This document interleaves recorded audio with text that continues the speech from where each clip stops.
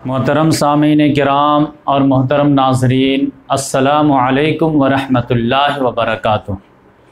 अल्लाह तबारक व तआला के फ़ज़्ल व करम से हज़रत इब्राहीम अलैहिस्सलाम, हज़रत इस्माईल अलैहिस्सलाम, हज़रत इसहाक़ अलैहिस्सलाम, हज़रत लूत अलैहिस्सलाम, हज़रत याक़ूब अलैहिस्सलाम के बाद अब हम आपके सामने सबसे बेहतरीन वाक़यात की सीरीज़ यानी हज़रत यूसुफ़ अलैहिस्सलाम के बारे में लेकर हाज़िर खिदमत है। यूसुफ़ अलैहिस्सलाम का वाक़या ख़ुद कुरान मजीद का ये एक तरह से चैलेंजिंग अंदाज़ में जो है बयान है कि सबसे बेहतरीन वाक़या जो है अल्लाह तबारक व तआला ने आप सल्लल्लाहु अलैहि वसल्लम को सुनाए। तो इस लिहाज से जो है ये यूनिक नबी हैं जिनके वाक़यात पर पूरी एक मुकम्मल सूरह अल्लाह ताला ने नाज़िल किया। इनके परदादा के नाम पर भी एक सूरह है यानी इब्राहीम अलैहिस्सलाम, तो सूरह इब्राहीम भी है, और इस तरह इनके नाम पर भी एक सूरह है सूरह यूसुफ़। लेकिन वो सूरह इब्राहीम जो है वो पूरे इब्राहीम अलैहिस्सलाम के हालात ज़िंदगी पर नहीं है। पूरे कुरान मजीद में सिर्फ़ एक सूरह है जो सिर्फ़ एक नबी के हालात पर मुश्तमिल है, और वो है सूरह यूसुफ़। और इससे मिलती जुलती अगर कोई सूरह है जो दूसरे नबी या रसूल के हालात पर पूरी सूरह है तो वो है सूरह ताहा, जो हज़रत मूसा अलैहिस्सलाम के हालात पर है। लेकिन उसमें भी आखिर में आदम अलैहिस्सलाम का भी ज़िक्र आ जाता है, और उसमें समझ जाइए कि मतलब जो है 4 हिस्से में से 3 हिस्सा जो है वो मूसा अलैहिस्सलाम पे है, और एक हिस्सा जो है वो आदम अलैहिस्सलाम और उसूली बातों पर मुश्तमिल है। तो इस लिहाज से यूसुफ़ अलैहिस्सलाम का वाक़या अल्लाह तबारक व तआला ने बहुत डिटेल से जो है बयान किया, किस्सा नहीं बयान किया, क्योंकि अल्लाह ताला ने कुरान में फरमाया है नहनु नक़ुस्सु अलैका अहसनल क़सस, हम आपको बेहतरीन वाक़यात सुनाने जा रहे हैं, सीरीज़ ऑफ वाक़यात। किस्सा माने होता है कि स्टेप बाय स्टेप जो है कोई चीज़ बयान की जाए। अब ऐसे बचपन गुजरा, फिर ऐसे जवान हुए, फिर ऐसे ये हुआ, फिर ऐसे हुआ।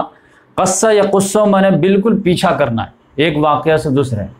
और वाक़यात ये रहते हैं कि बड़े बड़े इवेंट हुए, उनकी लाइफ अगर 100 साल की है तो अब जो है 25 साल की उम्र में एक वाक़या हुआ, 40 साल की उम्र में दूसरा वाक़या हुआ, 60 साल की उम्र में तीसरा वाक़या हुआ।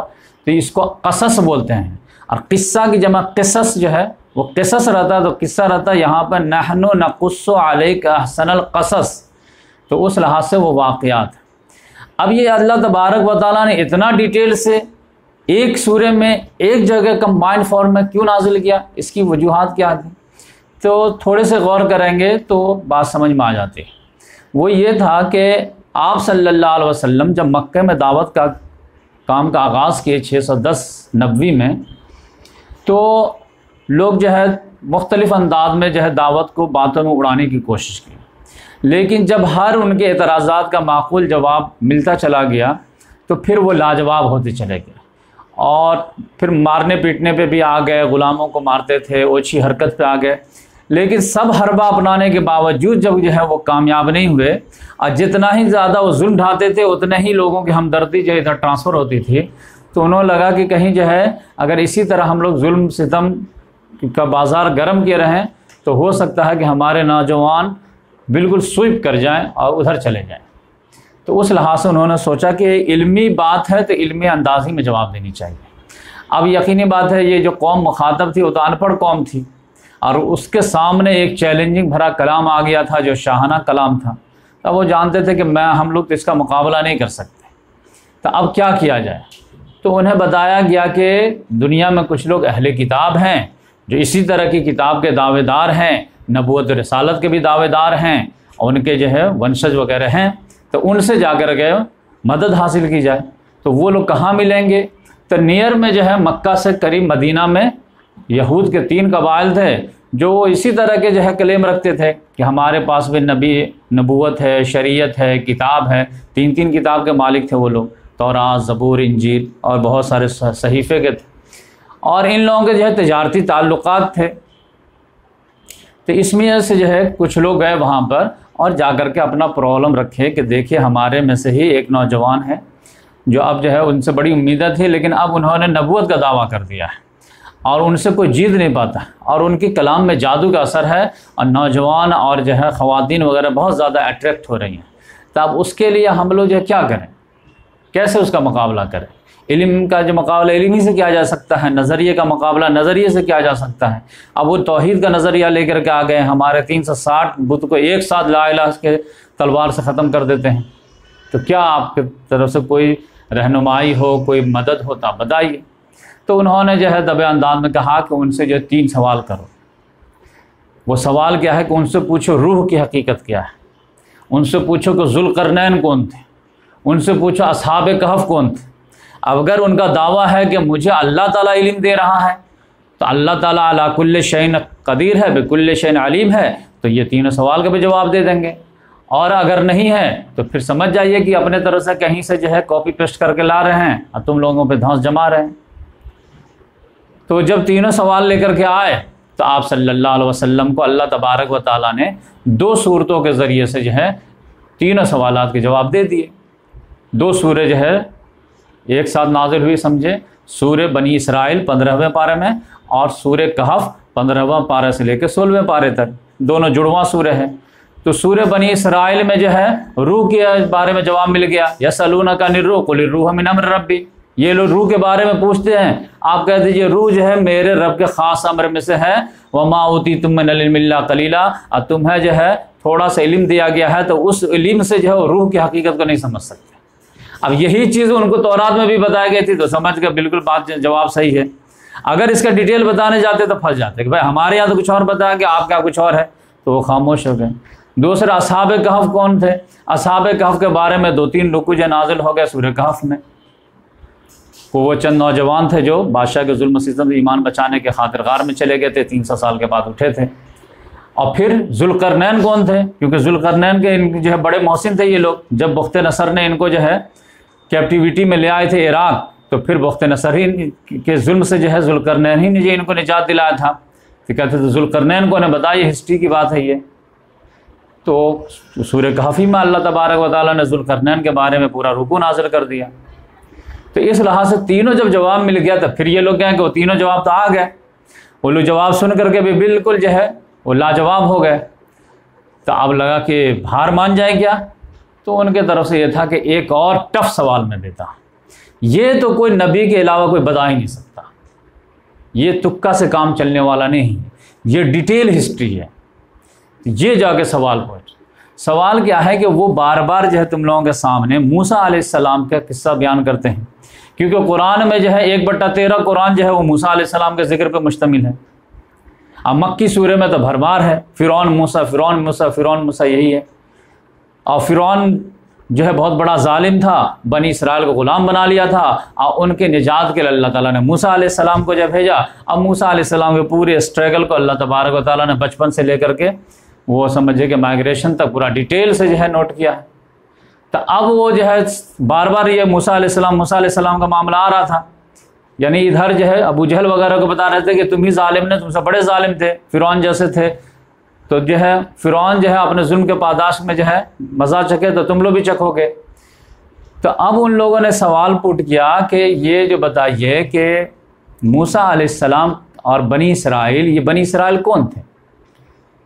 तो ये बनी इसराइल मतलब children of Israel, children Israel. तो इसराइल कौन था? तो इसराइल जो था वो याकूब अलैहिस्सलाम का लक़ब था। तो ये याकूब कौन थे? तो याकूब अलैहिस्सलाम इसहाक़ अलैहिस्सलाम के बेटे थे। ये इसहाक़ कौन थे? इसहाक़ अलैहिस्सलाम इब्राहिम अलैहिस्सलाम के बेटे थे। तो ये लोग कहाँ के रहने वाले थे? ठीक है, इब्राहिम अलैहिस्सलाम इराक़ के थे, लेकिन माइग्रेट करके कहाँ गए थे? शाम चले आए थे। शाम में कौन से एरिया में रहते थे? हिब्रून में रहते थे, जो अभी फ़लस्तीन में है, अल-खैल के नाम से। फिर उन्होंने अपने एक बेटे को तो यहाँ बसाए मक्का में, इस्माइल अलैहिस्सलाम को, लेकिन जो दूसरा ब्रांच था उसको कहाँ बसाए? वही फ़लस्तीन में बसाए। तो इसहाक़ अलैहिस्सलाम भी हिब्रून ही में रहे, फिर याकूब अलैहिस्सलाम भी हिब्रून ही में रहे। तो ये जो आप स्टोरी सुना रहे हैं कि मिस्र में जब बनी इसराइल गुलाम बना लिया गया, गुलामी साथ, तो ये मिस्र आए कैसे, गुलाम बने कैसे? ये पूरी स्टोरी दास्तान सुनाइए आप, अगर आपको मालूम है तो। क्योंकि कोई भी आदमी अपने जो है बेहतरीन एरिया को छोड़ करके क्यों आ जाएगा? क्योंकि ये एरिया जो है बहुत ज़्यादा फर्टाइल एरिया है।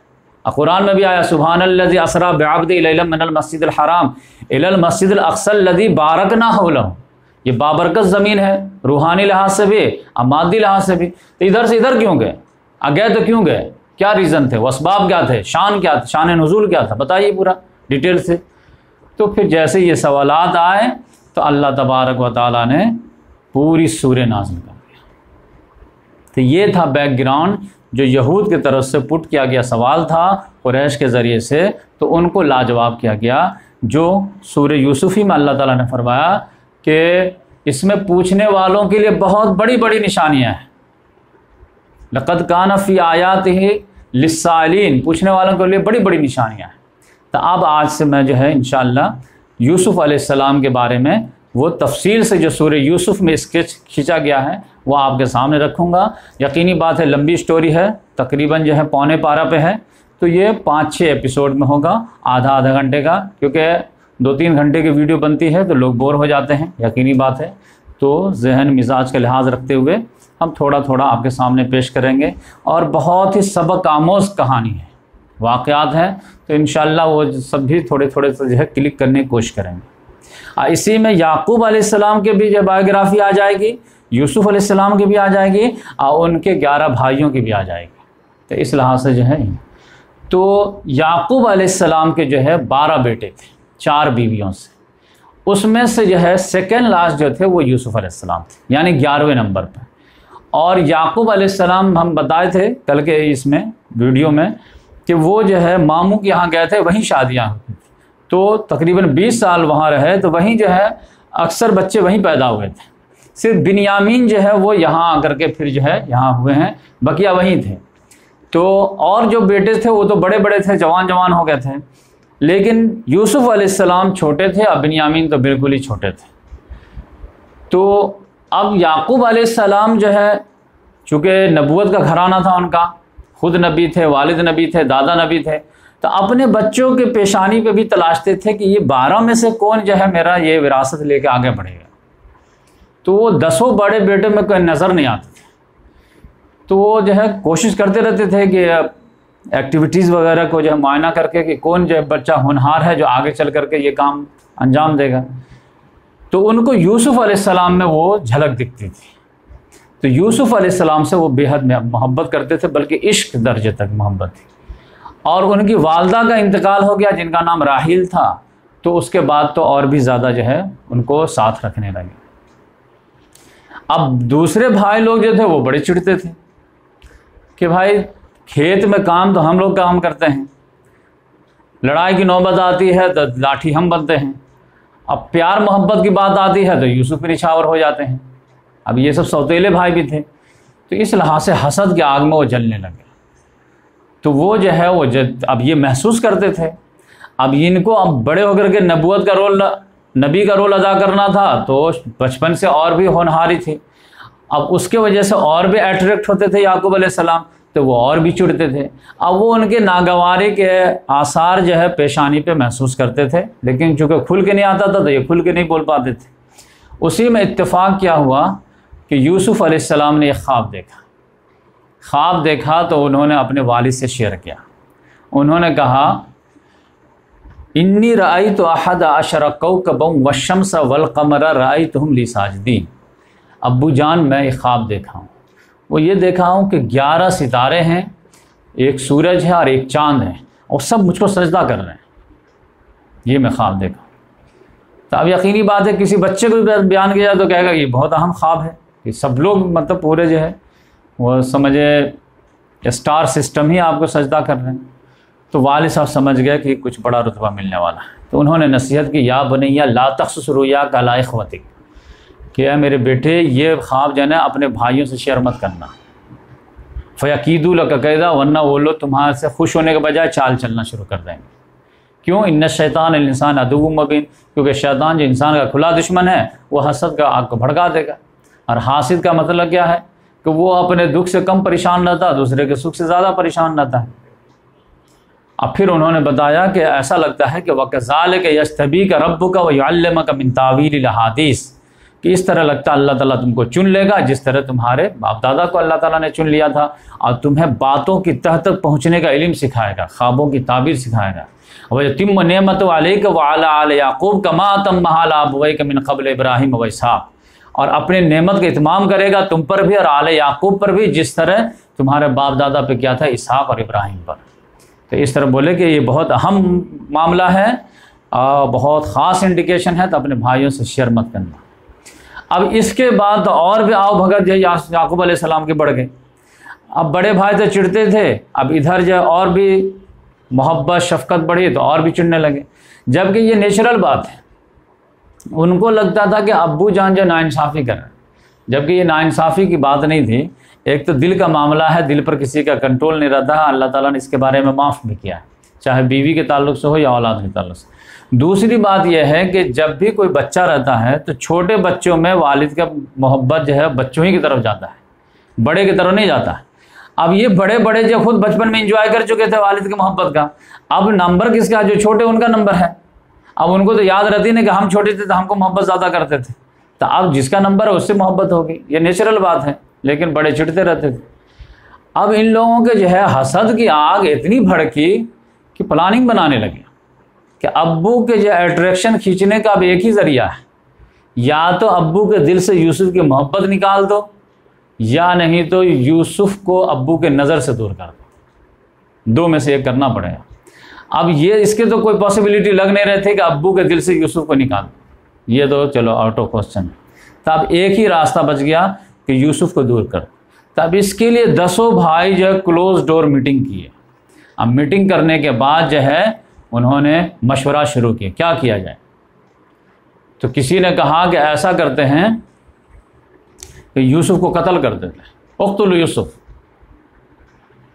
या फिर उसको दूर दराज ज़मीन पे फेंक दो ताकि अब्बू की निगाह से ओझल हो जाए, और उसके बाद जो है हम लोग तौबा वबा कर लेंगे। शैतान तो यही सिखाता है कि गुनाह करो और उसके बाद तौबा कर लो। क्यों? क्योंकि अल्लाह ताला गफूर रहीम है। तो तौबा जो है वो मायूसी से निकालने के लिए अल्लाह ताला ने जो दिया है, लोग उसको गुनाह का लाइसेंस समझ लेते हैं। तो बोले कि ऐसा कर देते हैं, उसको कत्ल कर देते हैं या फिर दूर जाके फेंक फाक देते हैं, और फिर उसके बाद जो है नेक बन जाएंगे, अब्बू की मोहब्बत मिल जाएगी। लेकिन उसमें से जो बड़ा था 10 में से, वो थोड़ा सा जो कंपेरेटिवली थोड़ा ठीक ठाक था। उसने कहा देखो इतना घिनौना जुर्म तो नहीं करो कि अपने भाई के खून से अपना हाथ रंगीन करोगे। अब ये तो क्रूरलिटी की जो है इंतहा हो गई। अगर तुमको उसको दूर ही करना है तो ऐसा करो कि सांप भी मर जाए लाठी भी ना टूटे। तो लोगों ने पूछा होगा कि भाई बताइए क्या मशवरा आपका। उन्होंने कहा ऐसा करते हैं कि उसको कोई सूखा कुआं में जा कर के डाल देते हैं, कोई पिकनिक वगैरह के बहाने से ले जाएंगे, सूखा कुआं में डाल देंगे, कोई काफिला आएगा पानी के लिए, वो जो डोल डालेगा उसमें से वो बच्चा मिल जाएगा। बच्चे को ले जा करके ज़्यादा से ज़्यादा क्या करेंगे, गुलाम बना लेंगे, गुलाम बना करके बेच देंगे, और बच्चा को कोई जो है गुलाम बना के रखेगा, खिदमत लेगा। तो इससे क्या होगा कि वो उसकी जान भी बच जाएगी और अपनी नज़र से दूर भी हो जाएंगे। तो लोगों को ये मशवरा ठीक लगा।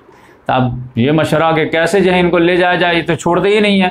खाना खाते हैं तो एक साथ मस्जिद आ जाते हैं, तो एक साथ सुलाते हैं तो अपने साथ, तब 1 मिनट छोड़ें तब तो इनको कहीं हम लोग ले जाएं। तो अब उन्होंने मशवरा ये किया कि ऐसा करते हैं कि पिकनिक के बहाने से ले जाते हैं। तो अब कहा कि ठीक है कल पिकनिक मनाते हैं, और उनको उसी बहाने से अब्बू से इजाज़त लेके ले जाते हैं। तो सारे भाई आए, अब्बू जान एक बात बताएं। तो क्या? तो हम लोग जब पिकनिक पे जाना चाह रहे हैं। तो बोले होंगे जाइए आप। तो नहीं, सब भाई जाना चाहते हैं। कहा सब भाई जाइए आप लोग, इंक्लूडिंग यूसुफ भी।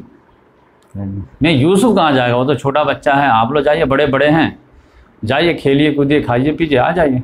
नहीं नहीं सारे भाई जाएंगे तो मज़ा ही कुछ और रहेगी, और ये जो घर में बैठा बैठा जो है परेशान, यानी ये समझे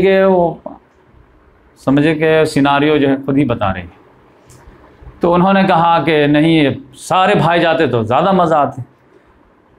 तो इन्होंने कहा कि देखिए मुझे डर लग रहा है कि तुम लोग बड़े बड़े हो, खेल कूद में लग जाओगे, गफलत के शिकार हो जाओगे, यूसुफ कहीं पे बैठा ही रहेगा, छोटा बच्चा है, आप जो है तुम लोग जो है खेलते खेलते गाफिल हो जाओगे, पीछे से कोई भेड़िया आएगा खा जाएगा। तो मुझे तुमसे डर नहीं है, तुम पे शक नहीं है, लेकिन ये तुम्हारे गफलत से मुझे डर है। उन्होंने कहा कि भेड़िया खा जाएगा, जब तक हम लोग एक जत्था हैं तब तक हम लोग बहुत निकम्मे हैं। जिस बच्चे का 10 भाई हो और उसको भेड़िया खा जाए, हाउ कैन इट पॉसिबल? नहीं हो सकता ऐसा। आप लोग आपको हम पर शक ये क्या? तो फिर इतना दमदार बात बोले तो जो है कहा अच्छा ठीक है ले जाइए भाई, लेकिन थोड़ा सा इनका ख्याल कीजिएगा और ध्यान दीजिएगा। तो इस तरह जो है यूसुफ़ अलैहिस्सलाम को अब्बू से मना करके पिकनिक के बहाने ले गए। अब जंगल में ले जाना था, तो अब यूसुफ़ अलैहिस्सलाम तो जो है रात भर नींद नहीं आया होगी कि भाई जो है ले जा रहे हैं। और जब अब्बू मना करेंगे यूसुफ़ नहीं जाएगा तो यूसुफ़ अलैहिस्सलाम कितना गुस्सा आ रहा होगा कि भाई हमारे खैरखा हैं, वालिदी जो बदखा हैं कि जाने ही नहीं देते हमको बाहर। आप जो है दिन में जो सिनारियो क्या हुआ होगा, जगह यूसुफ़ तो छोटे बच्चे हैं, दौड़ दौड़ कर आगे आगे जब भाग रहे होंगे। आप जब जंगल में गए हैं तो फिर एक सूखा कुआं जो टारगेट बनाए हुए थे, सूखा कुआं के पास आए हैं। अब वो नीचे अंधेरा रहता है, तो आप बोले होंगे कि कोई जाके उतर के देखता क्या कि नीचे है पानी है नहीं है। अब छोटा बच्चा जो है कहाँ, मैं डोल में बैठ जाता हूँ, मुझे उतार दीजिए, मैं चेक करके बता देता हूँ। तो इस तरह डोल में बैठा दिए होंगे और फिर रस्सी से नीचे उतार दिए होंगे। अब बोलेंगे देखो पानी है क्या, तो पानी तो था नहीं, तो नहीं है तो थोड़ा डोल से निकल के देखो। जैसे डोल से निकल करके ज़मीन पर पाँव रखे तो वो जो है डोल खींच दिया। अब यूसुफ़ अलैहिस्सलाम सोचेंगे भाई लोग मजाक कर रहे हैं, भाईजान जो है चिल्लाए होंगे, लेकिन भाईजान लोग प्री प्लान थे। फिर वहाँ से सब लोग एक एक करके खिसक गए। अब यूसुफ़ अलैहिस्सलाम भाईजान करते रहे और ऐसा लगा कि मजाक जो है वो सीरियस में बदल गया। तो अब ये भाई लोग यहाँ पर आ गए, उसके बाद मिशन में कामयाब हुए, तो समझ जाइए कि वो पिकनिक भी मनाए और जो जानवर ज़बह किए। तो ऐसा लगता है कि कुआं से उतरते वक्त जो है यूसुफ़ अलैहिस्सलाम को जो मशवरा भी दिए होंगे कि नीचे जा रहे हो कहीं पानी होगा तो कपड़ा भीग जाएगा, तो शर्ट वगैरह जो है उतार दो। तो वो शर्ट भी उतरवा लिए थे। अब वो नीचे चले गए। अब इधर जो है वो भेड़ बकरी ज़बह करके जो पिकनिक मनाए होंगे, और उसके बाद जो है क्या किए कि उनके शर्ट में जो है खून वगैरह भी लगा हुआ करके झोला में पैक कर दिए।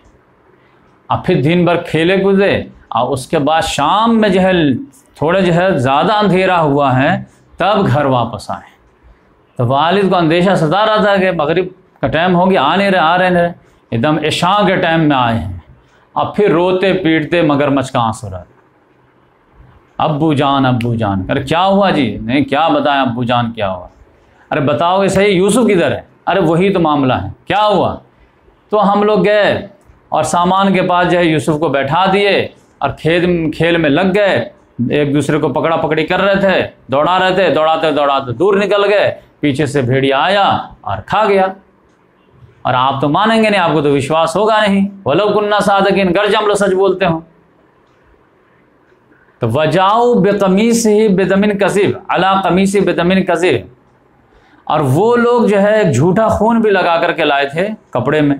कहिए देखे शर्ट, तो शर्ट देखे तो बिल्कुल सही सालिम है, कहीं से फटा हुआ नहीं है, लेकिन खून से रंगीन है।